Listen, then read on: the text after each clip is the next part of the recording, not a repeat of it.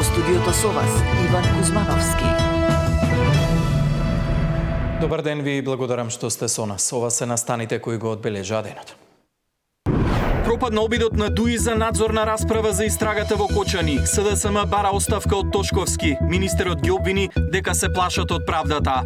Антикорупцијска утврдила низа законски пропусти, кои како издава лиценци и под кои услови работат угостителите. Правилата важеле само на хартија. Откако ДСЗ утврди дека салата била затворена и немало стентови на државните клиники, Таравари најави одговорност, но само ако се докаже пропуст во лекувањето на починатиот пациент.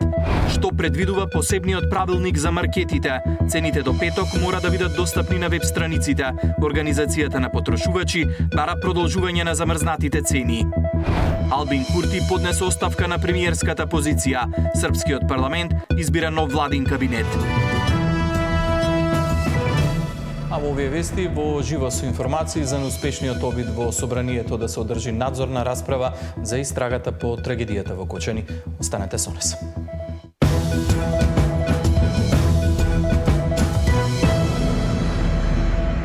Пропадна обидот на ДУИ за надзорна расправа за истрагата по трагедијата во Кочани, само 4 пратеници гласаа за дневниот ред.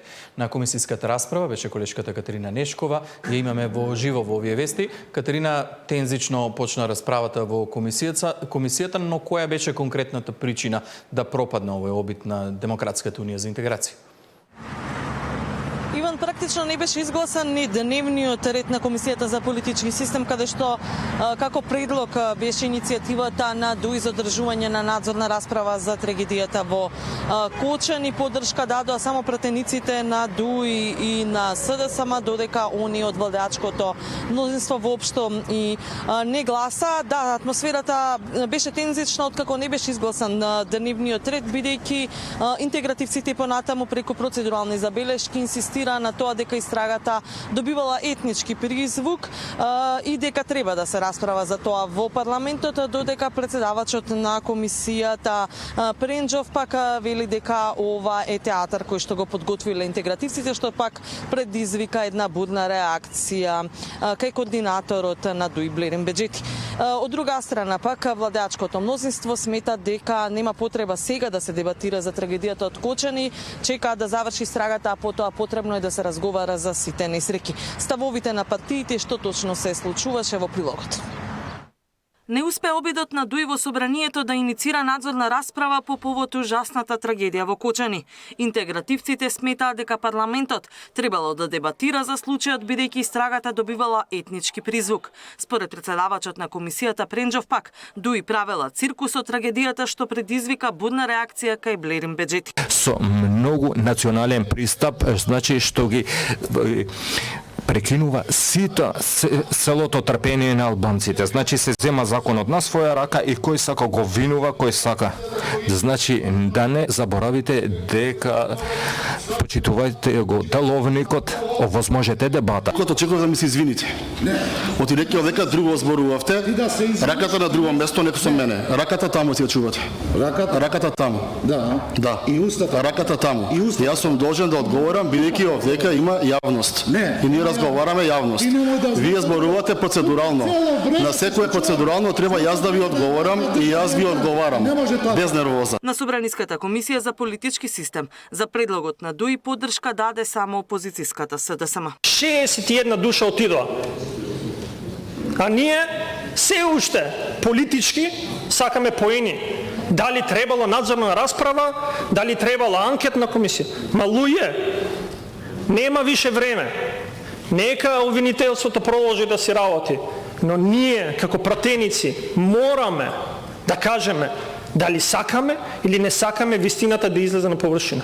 Пратениците на владеачката коалиција воопшто не се изјаснија за предлогот.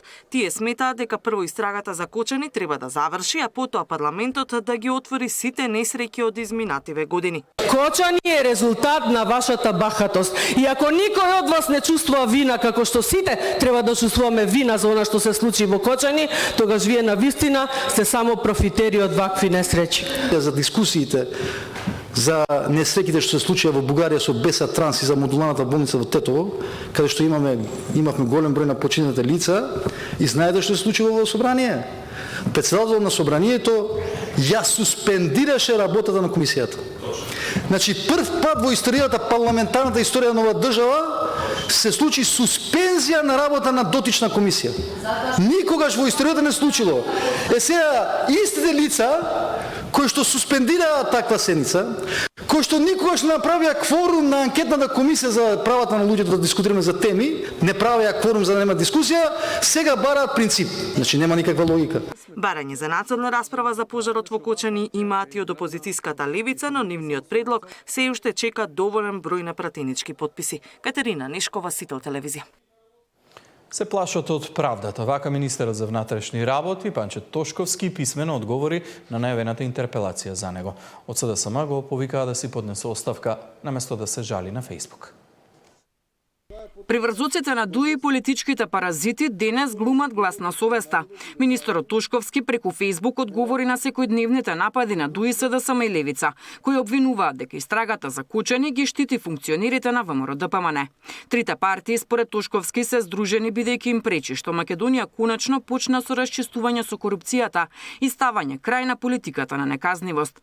Левица се храни со гневот на народот. СДСМ не поднесе одговорност за ниту една трагедија, а ДУИ да одговори каде е груби. Ова не е само моја битка, ова е наша битка. Ова е битка на сите граѓани кои 30 години живеат во држава во која политичката елита си играше фудбал по канцеларија и ја шутираше Македонија како топка. Денес наместо тие да ја шутираат државата како што сакаат, законот почна да ги удира токму таму каде што најмногу ги боли. Правдата почна да тропа на вратата на секој оној кој мислеше дека таа никогаш нема да го посети и таа правда нема да се врати назад без резултати.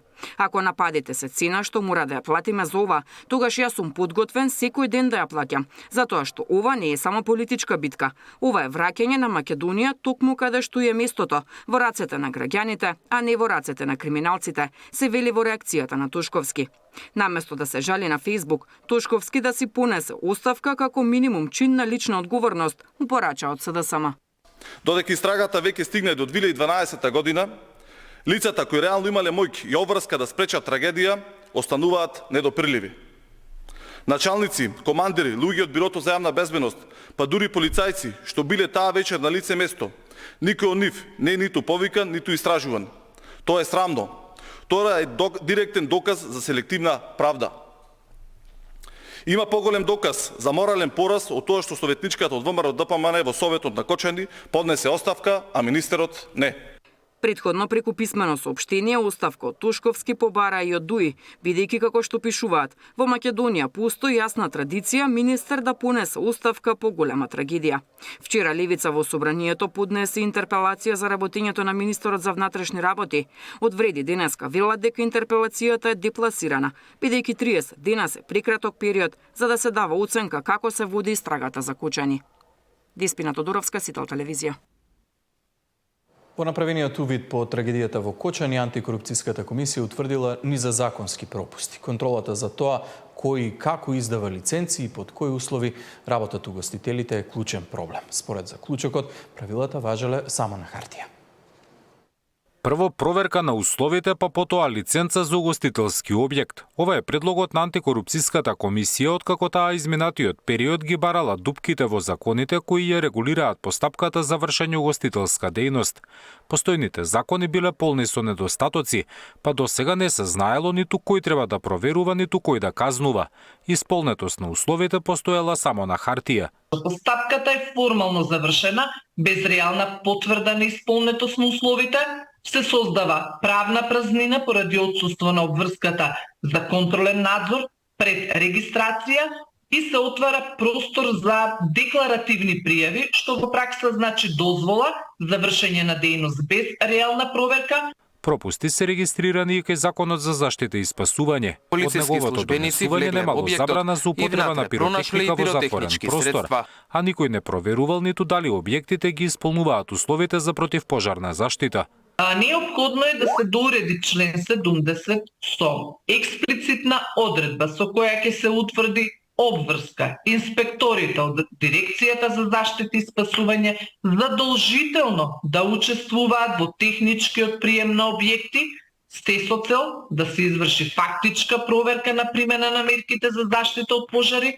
ДКСК забележува и на можности од корупција кај службени лица кои работат на документи за издавање на дозволи и лиценци.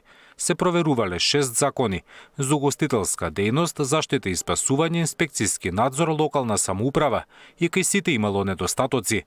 Постојат бројни регулаторни ризици кои произлегуваат од недоволно, прецизно, нецелосно и неконзистентно уредени постапки, отсуство на функционални контролни механизми, како и можност за декларативно исполнување на условите. Проверките на антикорупцијска следат по трагедијата во Кочани, која откри дека дискотеката работела без лиценца, а немала ниту соодветен систем за заштита од пожари. Сите забелешки комисијата ќе ги испрати до предлагачите на законите и надлежните институции за нивно спроведување. Во меѓувреме направени се близу 300 контроли, а изречени се казни од над 3,5 милиони денари. На истата седница антикорупцијска препорача и ограничување на дискреционата моќ на министерот за внатрешни работи при уредување на постапката за унапредување на вработените во МВР. Зоран Јаневски, Сител телевизија. Откако ДСЗ утврди дека салата била затворена и немало стентови на државните клиники, Таравари најави одговорност, но само ако се докаже пропуст во лекувањето на починатиот пациент. Што предвидува посебниот правилник за маркетите. Цените до петок мора да бидат достапни на веб страниците. Организацијата на потрошувачи бара продолжување на замрзнатите цени.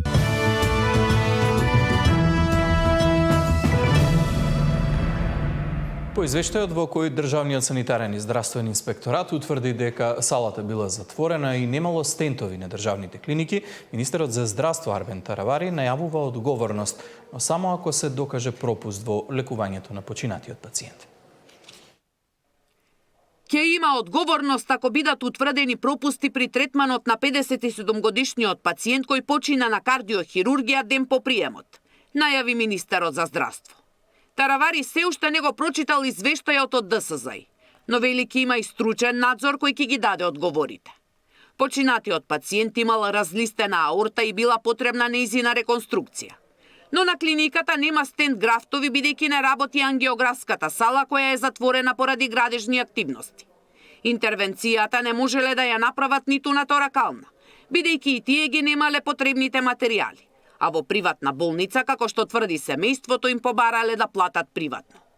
Што ако денеска има пациент со ваква проблематика? Каде ќе биде опериран? Беше прашан министерот. Сите сме потенцијални пациенти, на сите може да ни се случува. За среќа во Македонија имаме 3 клиники во кои што се работат вакви операции, меѓу кои и државната и 2 приватни, така да дајте ми да го видам извештајот од ДСЗ и одговорно секако ќе има доколку имало пропуст или грешка. Државниот санитарен и здравствен инспекторат по вчерашниот надзор констатирале дека во делот на здравствената евиденција нема пропусти за починатиот пациент на кардиохирургија. Меѓутоа, во нивниот извештај е наведено дека ангиографската сала не работи, а нема ниту стент графтови. Завчера реагира и од клиниката, откаде вела дека за 57-годишниот пациент постапиле согласно протоколите и дека неговата диагноза била една од најтешките болести на аортата. Потврдија дека не работи ангиографската сала, а според кардиохирургија не можела да биде утврдена и причината за смртта, бидејќи не била дозволена обдукција. Стручниот надзор ќе констатира дали има лекарски пропуст, но останува неодговорено прашањето. Што до 15 мај, кога треба да проработи ангиографската сала на кардиохирургија? Сања Димитровска, Сител телевизија. Финансиската полиција и јавното обвинителство во проверка на работењето на општата болница Прилеп. Претреси се вршат во 8 објекти, а според неофицијалните информации во постапката е опфатена и поранешната директорка. Како што информираа од обвинителството, во предистражната постапка се проверуваат сомнежи за злоупотреба на службена положба и овластувања поврзано со финансиското работење на болницата. Финансиската полиција и јавното обвинителство ја тресат општата болница Прилеп со проширена дејност. По наредба на јавното обвинителство се вршат претреси на 8 локации. Неофицијално во болницата, но и во домови на неколку лица, меѓу кои поранешна пратеничка, а потоа и економска директорка на болницата. Според наши информации, се проверуваат сомнителни јавни набавки кои биле направени во јавната здравствена установа. Но приведени за сега нема, бидејќи станува збор за предистражна постапка. Основното јавно обвинителство Прилеп постапува во предистражна постапка поради сомненија за кривично дело злоупотреба на службена положба и овластување, а поврзано со финансиското работење на болницата. Обезбедени се наредби за претрес на 8 локации, а действијата ги презема Управата за финансиска полиција. По претресите, предистражната постапка ќе продолжи со други действија за обезбедување докази, велат од ОЈО. За сега нема детали за кои јавни набавки станува збор, ниту во кој временски период биле направени. Според јавно достапните податоци, ЈЗУ Општа болница со проширена дејност Прилеп во последните 4 години има склучено 635 договори преку системот за јавни набавки. Најголем дел од нив се направени лани во 2024. Даниел Василев, Сител телевизија. Корупцијата е распространета и прифатлива за поголемиот дел од граѓаните и борбата во таква ситуација е потешка, оценува првиот човек на Македонскиот центар за меѓународна соработка Александар Кржаловски. Нивните анализи покажале дека 90% од оние на кои им било побарано дале мито за да завршат работа. Од домаќинетата корупција во државата го попречува патот кон Европската унија. Денеска заменик амбасадорот на Европската унија за Македонија ги потсети крупните политички актери дека корупцијата не парира со демократскиот и економскиот напредок на државата. As we all know, corruption is a serious problem in North Macedonia and in the Western Balkans, as many and consecutive European Commission reports have pointed out. It affects not only the democratic but also the economic development of the country and the region, and affects also their progress on the European path. Дополни дека корупцијата мора да биде забележена првенствено од политичките лидери, а граѓанскиот сектор пак треба да бара транспарентност и одговорност од институциите. Кој како ја зема власта ја заробува државата. Ова е феномен во изминатите 10 години, смета и Кржаловски од Македонскиот центар за меѓународна соработка.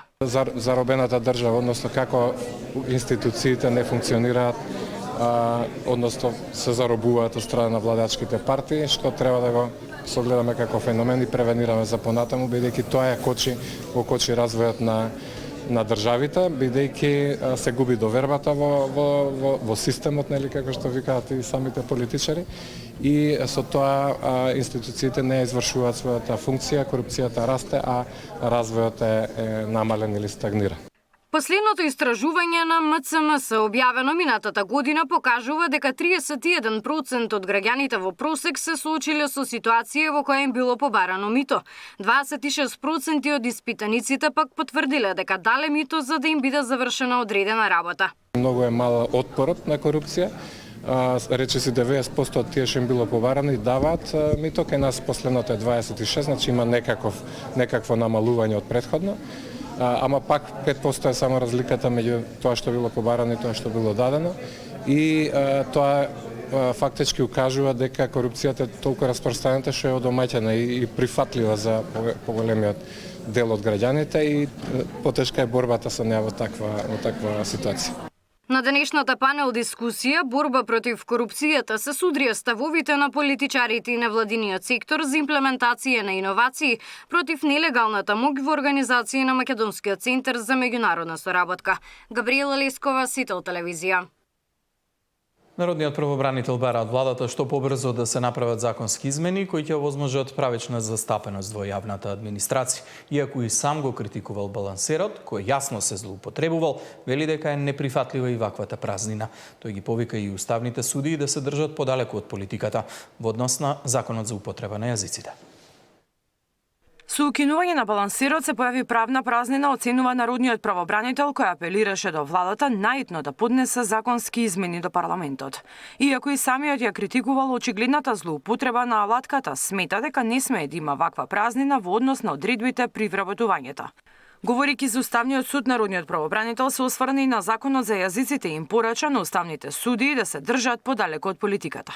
Се создаде правна празнина, односно институциите немаат обврска при објавување на огласите да го почитуваат уставното начело за соодветна и правична застапеност. Тоа, според мои информации, доведе до деформација на примената на ова начело во многу министерства, во многу други институции, и затоа апелирам што побрзо владата да достави до собранието на усвојување соодветен закон со кој ќе се почитува уставното начело за соодветна и правична застапеност. Омбудсманот по собствена иницијатива формирал предмет за загадувањето на воздухот во 15 општини чии што градови се на листата најзагадени во Европа. Констатирал дека мерките се спроведуваат, но оваа година ќе се посвети на прашањето зошто истите не даваат ефект. Податоците на УНИЦЕФ околу смртноста на новороденчињата, кој е директно поврзан со овој проблем, се навистина загрижувачки. Сметам дека оваа област не само кај народниот правобранител, туку и кај сите надлежни институции треба да добие врвен приоритет. Минатата година омбудсманот постапувал по 3148 представки, од нив најголем број се однесувале на неможноста на граѓаните да извадат лични документи, за високите камати за наплата на извршителите, од лица фантоми кои без никаков документ дури одлежуваат и казна затвор. Народниот правобранител изрази генерално уназадување во однос на судовите. Мирјана Давидовска, Сител телевизија.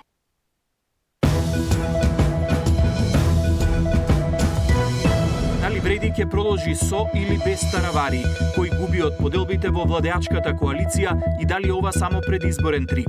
Заборавили власта на европските интеграции и дали воопшто има надеж за напредок кон Брисел по најавата за нови внатрешни реформи? Анализа во тема на денот со Сефер Селими.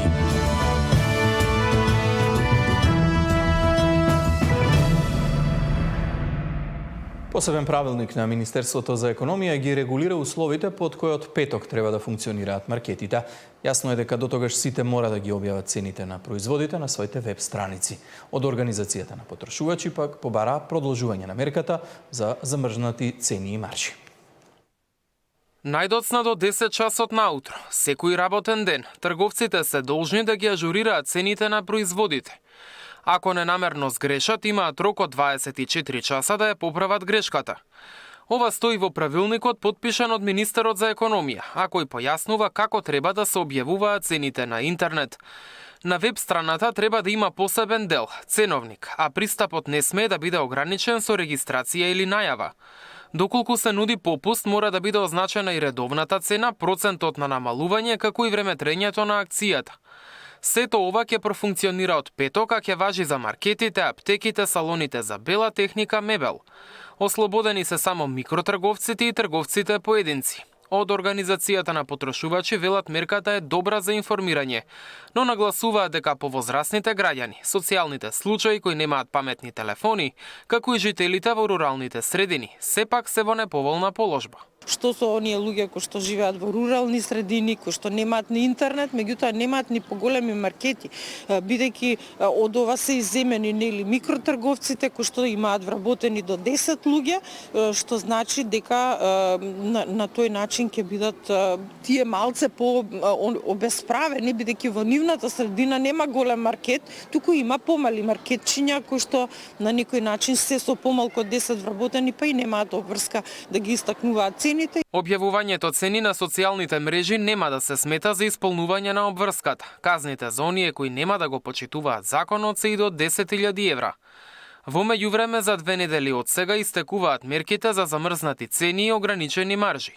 Според ОПМ, добро би било да потраат уште некое време. Ќе видиме што ќе се случува сега за великденските празници, дали нешто ќе има, некои покачување на цените, и ако верувам дека таму каде што се замрзнати нема да има можност, меѓутоа другите производи можеби ќе имаат повисоки цени. Дека инфлацијата е намалена потврди државна статистика, чии податоци покажаа дека трошоците за живот во март, споредбено со февруари, биле пониски за 1,3%. Мартин Арсов, Сител телевизија. За 3 дена во буџетот влегле дополнителни 4 милиарди денари или 67 милиони евра. Заклучно со 11 април во државната каса се собрале 26% од планираните приходи за цела година. Деталите од Наташа Мерсовска. Кои државни институции исплаќаат дивиденда и се заслужни за огромниот скок на вкупните буџетски приходи? Од Министерството за финансии без одговор, но на веб страната стои дека под државна капа се 13 акционерски друштва, 2 доели и 14 јавни предпријатија. Во 2023 година водобивка биле АД Електрани за пренос на електрична енергија, воздухопловна навигација МНАВ, државна лотарија, Номагас, АД за стопанисување со стамбен и деловен простор, но јавните предпријатија за државни патишта, за одржување на патишта, службен весник и некои помали институции. Сите вкупно оствариле добивка од скоро 97 милиони евра. Следната 2024, најголем дел од нив работеле со загуба. И лани буџетот од нив бил во минус од 18 милиони евра. За енормниот раст на приходите во буџетот, вчера министерката Кочовска рече дека се од добивките на институциите од 2023-та. Имаме зголемување на наплата и во неданочните приходи. Што значи тоа? Тоа значи дека наплаќаме дивиденди од оние институции кои што имале добри резултати во 2023 година. Денеска финансии со нови бројки. За 3 дена во буџетот влегле дополнителни 4 милиарди денари или 67 милиони евра. Заклучно со 11 април во државната каса се собрале 26% од планираните приходи за цела година, а во споредба со изминатите години, процентот на наплата во истиот период се движел околу 16-17%. Наташа Мерсовска, Сител телевизија. Министерот за транспорт Александар Николовски, кој со владина делегација во посета на Обединетите арапски емирати, објави дека се договараат летови со Ер Арабија. Николовски вели дека туризмот, инфраструктурата и образованието се секторите на соработка на кои се фокусираат при оваа посета.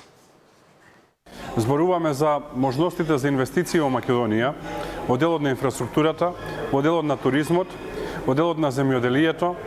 Зборуваме за големите можности кои што ги носи туризмот во Македонија, и планинскиот и езерскиот, исто така коридорите 8 и 10, кои што се значајно поврзување за цела Европа, не само за Македонија, и ги презентираме пред стопанските комори во Обединетите арапски емирати како начин да привлечеме инвеститори во Македонија.